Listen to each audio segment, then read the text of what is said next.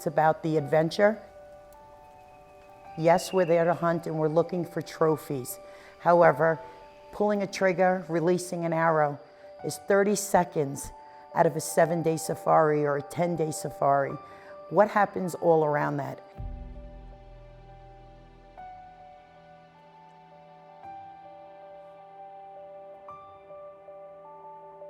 All the meat is kept at the lodge as far as the back straps, and that's what we feed our clients. Everybody wants to know what they're eating at nighttime when you give them a nice steak or a filet. That's the kudu you shot yesterday, or that's the gemsbok you shot the day before.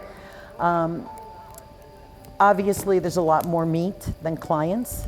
So we have a program where the last day of the hunt, we're able to butcher up a lot of this meat and we package it up and we call either a local school, an orphanage, and we're able to bring packages of meat to people. And if you've never been a volunteer for anything like this, it is the most humbling experience and heartwarming experience that you can ever do. I cry every time I go, no doubt about it, I cry. I'm gonna start crying now. But to have a woman who's in her 70s and blind walk up and an 8-year-old boy who just hunted with his dad give her meat is incredible. It's very heartwarming. And we like to do that.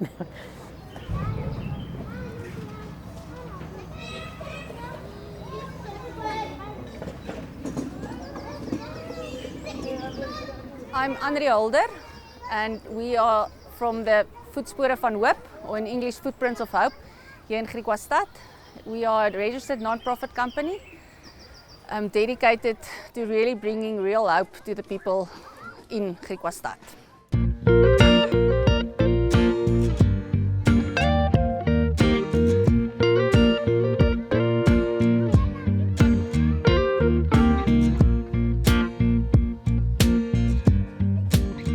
One of the main needs that the community identified was early childhood development for the children, specifically aged 3 years to 5 years of age. And that is why we focused on making that our pilot project for Voetspore van Hoop.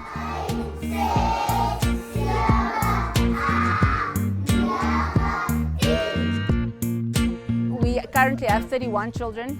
We have one classroom with one assistant. The ideal is to have 20 children in a class, but we felt to accommodate another 10 children until we are ready for our second and our third classes to open.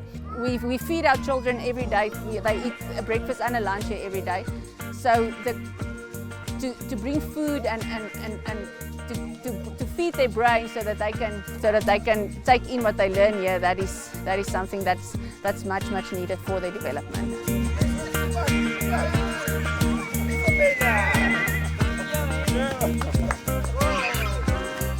Yeah, coming to the school today with these kids, I got really excited when I found out we were going to come here, but nothing could have prepared me for the feelings that I felt and being able to be around these kids and share these emotions with them, and to see their smiles and to see them having so much fun listening to the music and then getting to hear their song that they prepared for us. It really melted my heart to see that.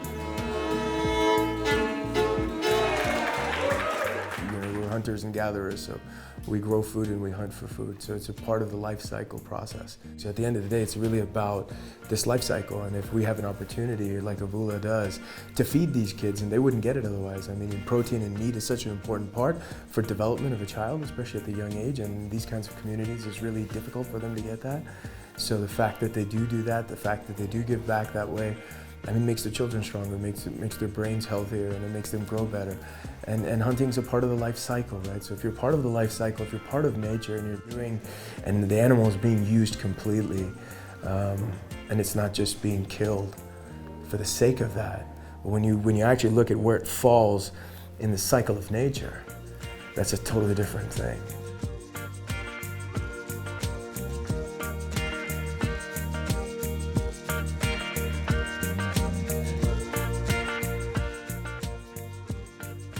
The involvement of Avula is something that that I think we pray for every day is for involvement like this.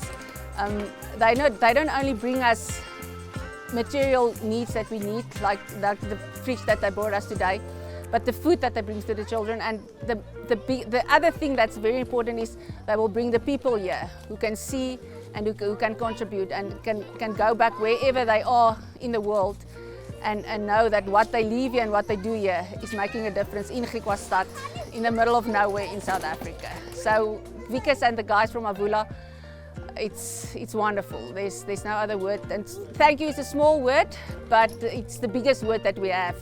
And we just say it's a huge, huge blessing, and we just say thank you.